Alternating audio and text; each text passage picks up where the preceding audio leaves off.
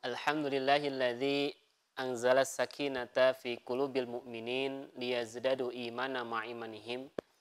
Asyhadu an la ilaha illallah wahdahu la syarikalah.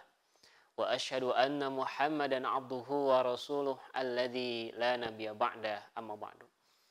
Allahumma salli ala Muhammad wa ala alihi wa ashabihi wa man tabi'ahu bi ihsanin ila yaumiddin.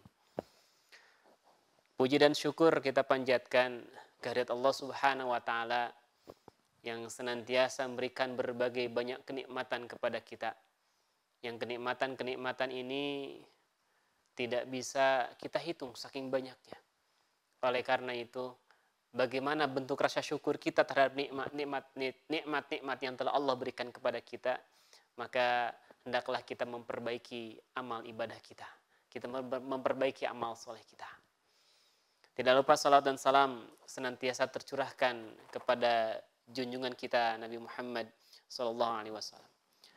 Para pendengar yang dimuliakan Allah Subhanahu wa taala, tidak terasa saat ini kita sudah berada di penghujung bulan suci Ramadan. Masih ada sisa beberapa hari lagi. Mudah-mudahan kita gunakan, kita optimalkan sisa hari yang masih Allah berikan kepada kita. Karena kita tidak tahu apakah tahun yang akan datang kita masih bisa merasakan nikmat ibadah saum di bulan Ramadan atau tidak. Oleh karena itu, mudah-mudahan kita berdoa kepada Allah, mudah-mudahan keluarnya kita dari bulan suci Ramadan, kita menjadi orang-orang, menjadi pribadi-pribadi yang dicintai oleh Allah Subhanahu wa taala. Para pendengar yang dimuliakan Allah Subhanahu wa taala, sudah menjadi tradisi di masyarakat kita. Sudah menjadi kebiasaan di masyarakat kita. Biasanya menjelang hari-hari terakhir di bulan Ramadan, justru masyarakat sibuk mempersiapkan diri untuk pulang kampung atau istilahnya mudik gitu. Nah, saya tidak akan perdebatkan antara pulang kampung dengan mudik. Silahkan itu diperdebatkan oleh para pakar bahasa gitu. Hanya kalau saya lihat di Kamus Besar Bahasa Indonesia sebetulnya tidak jauh beda. Sama saja antara pulang kampung dengan mudik. Para pendengar yang dimuliakan Allah Subhanahu wa taala, meskipun memang untuk tahun ini berbeda dengan tahun-tahun sebelum. Jika tahun-tahun yang sebelumnya hari-hari menjelang hari Lebaran itu atau hari raya itu masyarakat berbondong-bondong untuk pulang kampung. Sedangkan tahun ini berbeda karena memang sempat ada larangan. Walaupun kemudian saat ini transportasi dan segalanya sudah dibebaskan juga. Dan semangat masyarakat untuk pulang kampung masih mereka punya semangat, karena itu sudah menjadi tradisi, kebiasaan yang memang setiap tahun terjadi. Dan kebiasaan mudik ini memang sebetulnya tidak ada dalam syariatnya. Ini hanya sebuah kebiasaan saja. Dan ternyata kebiasaan pulang kampung ini bukan hanya kebiasaan Indonesia. Ternyata ada 6 negara lain yang sama juga seperti Indonesia, seperti Malaysia, kemudian India, Bangladesh, dan beberapa negara lainnya. Nah, para jamaah yang dimuliakan Allah Subhanahu wa taala, kenapa ada kebiasaan di masyarakat kita setiap menjelang hari raya Idul Fitri mereka pulang kampung, mereka mudik. Maka kalau kita tanya sama mereka alasannya karena mereka rindu. Mereka rindu dengan kampung halaman. Mereka rindu, mereka kangen dengan keluarga-keluarga mereka yang ada di kampung halaman. Nah, ketika masyarakat mereka hendak mempersiapkan mudik, mereka hendak mempersiapkan pulang kampung, maka begitu banyak perbekalan yang mereka siapkan untuk mereka pulang. Yang tidak punya mobil, charter mobil, booking mobil gitu. Siga anu kaciri boga mobil, padahal mobil menang bukan ini bukan punya pribadi gitu, tapi menang nyewa gitu. Nah, hadirin jamaah rahimakumullah. Jadi akan tetapi ada hal yang seringkali kita lupakan gitu. Jadi kalau mudik pulang kampung, pulang ke kampung halaman ini menjadi sebuah tradisi yang yang digemari oleh sebagian oleh masyarakat kita gitu ya. Ada mudik atau ada pulang kampung yang banyak juga orang tidak suka. Ya. Pulang kampung kemana? Ya. Pulang kampung ke tempat di mana kita berasal. Ya. Coba. Ya. Jadi kalau ditanya gitu, ya, yang punya kampung halaman ya, kalau yang tidak punya kampung halaman mereka mana itu pulang lagi. Gitu. Kalau ditanya, kamu mudik nggak? Mau pulang kampung nggak? Ah ya tuh pengen tuh, kangen sama keluarga gitu. Ya, tapi kalau ditanya, ya sudah siap belum pulang kampung ke tempat asal kamu? Ya, maksudnya apa? Sudah siap belum untuk kembali ke tanah kematian? Jadi ada pulang kampung ini sebagian atau mungkin banyak masyarakat, banyak orang, banyak manusia ya, yang tidak suka gitu. Ya, yang tidak suka dengan kematian. Ya. Dalam sebuah hadis riwayat Imam Al-Bukhari, Nabi SAW bersabda, "Man ahabba liqa Allah, ahabballahu liqa'ahu." Siapa yang senang untuk berjumpa dengan Allah, maka Allah akan senang berjumpa dengan orang itu.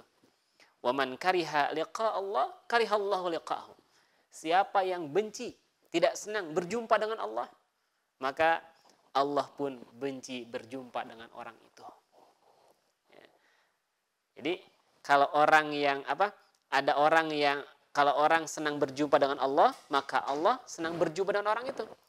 Tapi kalau dia benci berjumpa dengan Allah, maka Allah pun benci berjumpa dengan orang itu. Saya ingin tanya kepada para hadirin. Ya, siapa yang senang dengan kematian? Siap mudik ke kampung akhirat? Ya, siap pulang kampung ke tanah? Kita awal dari tanah kembali ke tanah. Innalillahi wa inna ilaihi rajiun. Ya, kita semua akan kembali kepada Allah. Kita akan pulang kampung kepada Allah. Siap nggak kalau saya tanya? Kalau masyarakat mereka yang punya kampung halaman, mereka senang rindu ingin pulang kampung halaman. Kalau saya tanya, siap untuk meninggal, siap untuk mati?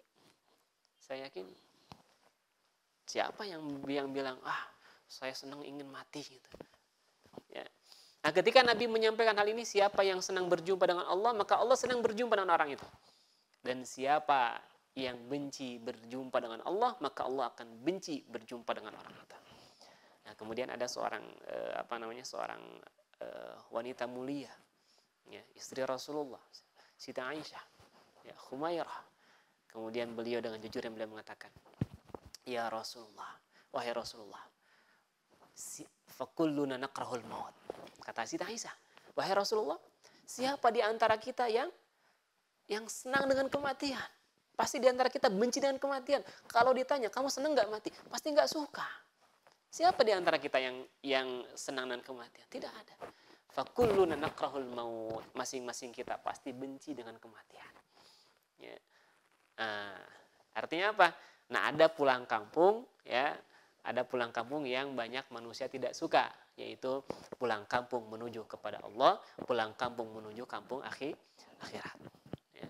Nah, padahal hadirin jamaah rahimakumullah, justru kalau pulang kampung yang menjadi tradisi di masyarakat kita setiap tahun menjelang hari raya, ini menjadi hal yang sangat dirindukan, sangat dinanti-nanti. Justru pulang kampung yang satu ini, ya, pulang kampung berjumpa dengan Allah, pulang kampung berjumpa dengan untuk menuju kepada kehidupan akhirat, ini pulang kampung yang seringkali orang tidak suka, ya, bahkan kenapa tidak suka? Karena belum siap. Oleh karena itu, kalau kita perhatikan di dalam surat Al-Baqarah ayat 281, Allah Subhanahu wa taala mengingatkan kepada kita. A'udzubillahi minasyaitonirrajim. Wattaqu yawman turja'una fihi ilallah. Wattaqu. Dimulai dengan sebuah wanti-wanti dari Allah. Wattaqu. Takutlah kalian. Yauman, akan suatu hari. Ya. Yauman turja'una fihi ilallah. Turja'un. Ini kalau dalam bahasa dalam kaidah ilmu bahasa, turja'una ini bentuk majhul, ya.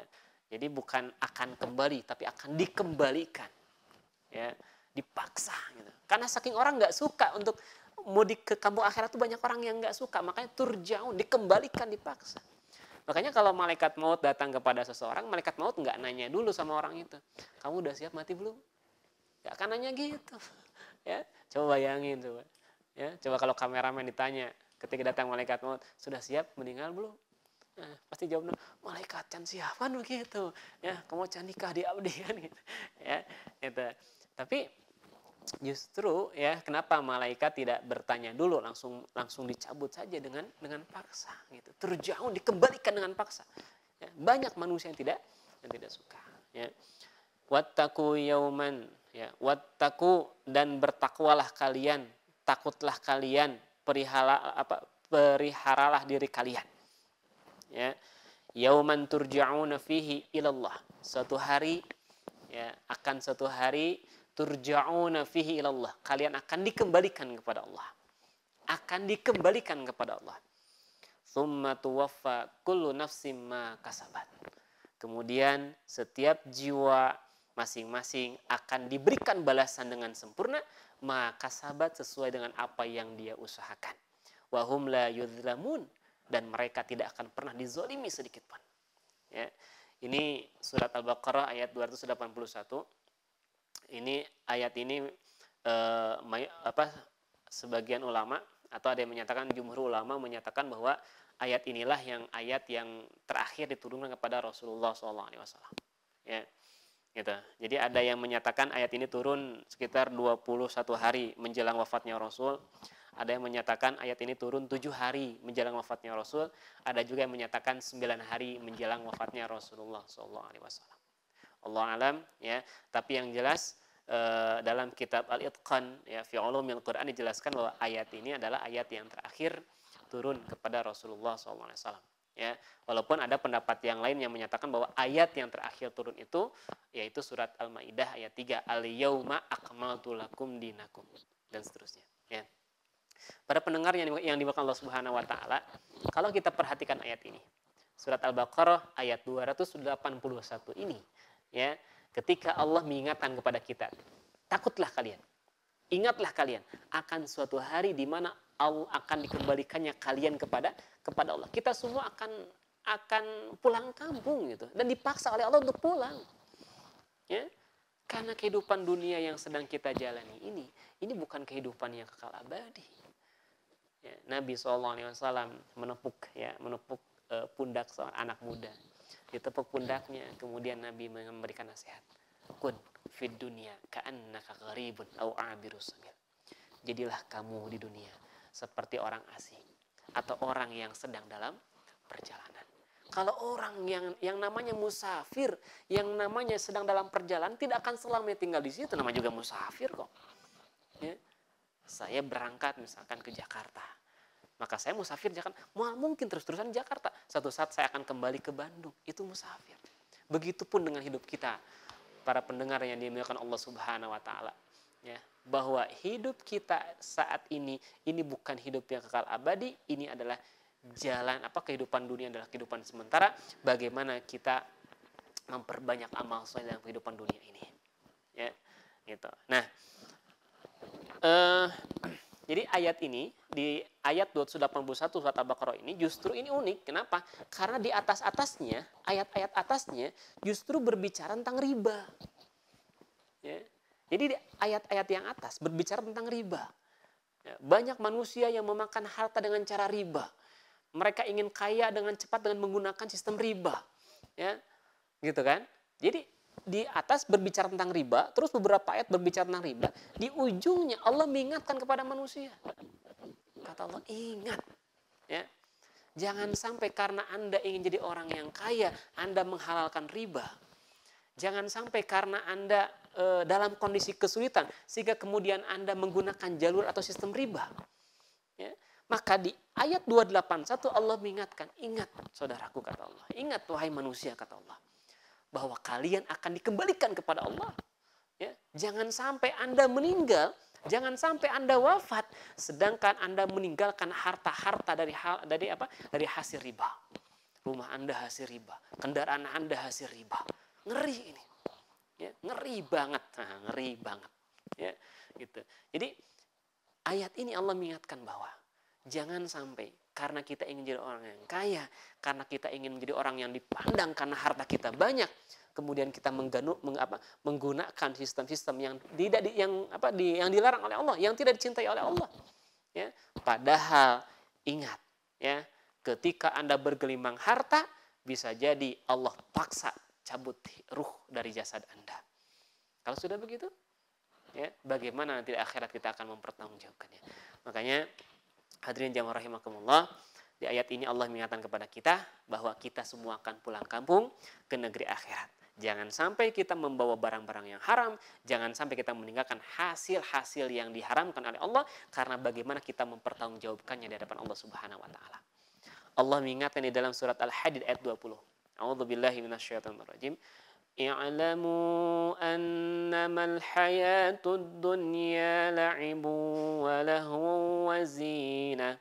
وزينة وتفاخر بينكم وتكاثر في الأموال والأولاد.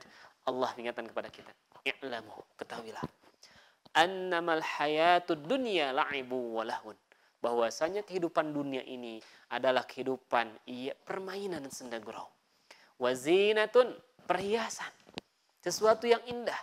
Watafakhurum bainakum, saling berlomba-lomba. Tafakhur, saling bermewah-mewahan di antara kalian. Watakatsurum fil amwali wal aulad, kalian berlomba-lomba saling memperbanyak harta dan memperbanyak anak. Padahal Allah Subhanahu wa taala menggambarkan kamatsali ghaitsin a'jabal kuffara nabatuhu tsumma yahiju fatarahu musfarran tsumma yakunu hutama. Bahwa hidup dunia ini seperti hujan yang tanamannya mengagumkan para petani. Oh, indah sekali. Dunia itu indah gitu ya. Ketika kita memiliki sesuatu yang benda yang tidak dimiliki orang, masya Allah indah gitu ya. Ada sesuatu yang kita inginkan, kita dapatkan, masya Allah kita indah. Itulah dunia, ya. Mengagumkan bagi para pemiliknya. Kemudian tanaman itu menjadi kering dan kamu lihat warnanya kuning, kemudian menjadi hancur. Ingat saudaraku, kaifa takfuruna billahi wa kuntum amwatan fa ahyakum tsumma yumitukum tsumma yuhyikum. Bahwa hidup dan mati kita dua kali. Ya. Allah awalnya menjadikan kita adalah mati. Kemudian Allah hidupkan kita. Setelah hidup ini, hidup yang sedang kita jalani ini, maka kemudian kita akan mengalami kematian. Setelah kematian, kita akan mengalami kehidupan yang kedua. Setelah kehidupan yang kedua, maka tidak akan ada lagi kematian. Bayangkan, jangan sampai kehidupan pertama yang sebentar ini kemudian kita tukarkan dengan kehidupan kita nanti di yang kekal abadi. Ya, dunia ini hanya sementara. Nabi SAW memberikan gambaran kepada para sahabat bahwa usia umatku itu kisaran sitina wasab'in, kisaran 60 sampai 70. Jadi kalau ada yang usia yang sudah 70, itu banyak bonus. Yang namanya bonus nggak semua orang dapat gitu. Yang namanya bonus nggak semua orang dapat. Ya. Jadi manusianya 60, 70, 80. Sekarang manusia paling tua berapa usianya? Di atas 100 itu pun paling 1-2 orang, nggak banyak. Ya, gitu. Sedangkan setelah kehidupan ini kita akan menghadapi kehidupan yang kedua yang kekal abadi berkepanjangan. Bayangkan. Ya. Oleh karena itu jangan kita gadaikan kehidupan dunia yang sementara ini. Ya. Kita akan setelah kematian kita akan melewati yang disebut dengan alam kubur. Setelah alam kubur kita akan mengalami yang kemudian goncangan hari kiamat. Setelah kiamat kemudian kita akan mengalami yaumul ba'tsi, hari kebangkitan. Setelah hari kebangkitan kemudian kita akan digiring oleh Allah menuju sebuah tempat yang luas, yang datar, yang kemudian disebut dengan padang mahsyar. Ketika di padang mahsyar, setelah padang mahsyar kemudian nanti kita akan mengalami yang disebut dengan pembagian buku catatan. Ya, dibagikan buku catatan amal kita. Kemudian kita akan melewati panjang yaumul mizan, hari timbangan. Yaumul hisab, hari penghisaban. Setelah hari penghisaban kemudian kita akan melewati yaumul mizan, hari pertimbangan. Setelah hari pertimbangan kemudian kita akan melewati sirat, ya, jembatan. Baru kemudian tentukan antara surga dan neraka. Ini perjalanan yang sangat panjang, sahabat-sahabat yang dimuliakan Allah Subhanahu wa taala. Oleh karena itu, Ya, jadikan kehidupan dunia ini bukan kehidupan yang sesungguhnya, ya. Jadikan dunia ini adalah tempat kita untuk berjuang, tempat kita untuk memupuk amal soleh, tempat kita untuk mengerjakan amal soleh, tempat kita untuk memperbanyak amal soleh. Ya, insya Allah amal soleh yang kita lakukan ketika di dunia, maka insya Allah amal soleh inilah yang kemudian nanti akan menolong kita, memberikan syafaat kepada kita ketika tidak ada seorang pun yang bisa menolong kita, tidak ada seorang pun yang bisa membantu kita. Ingat saudaraku, bahwa ketika kita di dunia, kita punya masalah, kita punya permasalahan, kita punya persoalan, kita bisa datang kepada seseorang, minta nasihat kepada orang itu, minta bantuan kepada orang itu. Kalau di akhirat kita meminta kepada siapa? Allah taziru waziratu wizra ukhra. Ingat, dosa seseorang tidak akan dibebankan kepada orang lain. Wa allaisa lil insani illa masa'a, dan tidaklah bagi manusia kecuali apa yang dia usahakan. Oleh karena itu, yuk kita ingat kembali bahwa kita akan pulang kampung, kita akan mudik, ya. Mudik ini adalah mudik yang harus kita rindukan karena kita pulang kampung untuk berjumpa dengan Allah, agar kita berjumpa dengan Allah. Insya Allah kalau orang-orang yang beriman, dia orang-orang yang mengerjakan amal soleh, ya, ketika dia pulang kampung ke negeri akhirat, Allah akan menyediakan untuk mereka kenikmatan yang banyak. Insya Allah mudah-mudahan kita termasuk, ya, kita termasuk orang-orang di dalamnya. Oleh karena itu kita gunakan, ya, kesempatan yang Allah berikan kepada kita di dunia, mengerjakan amal soleh sehingga kita bisa mendapatkan rahmat atau kasih sayang Allah Subhanahu Wa Taala, sehingga kita bisa masuk ke surga firdausnya Allah Subhanahu Wa Taala. Amin ya rabbal alamin. Itu saja yang bisa saya sampaikan. Mudah-mudahan Allah Subhanahu Wa Taala senantiasa membimbing kita semua, menjadikan kita orang-orang yang salih di kehidupan dunia ini, sehingga kita bisa masuk ke dalam surga firdausnya Allah Subhanahu Wa Taala. Aqulu qouli hadza wa astaghfirullah li wa lakum. Assalamualaikum warahmatullahi wabarakatuh.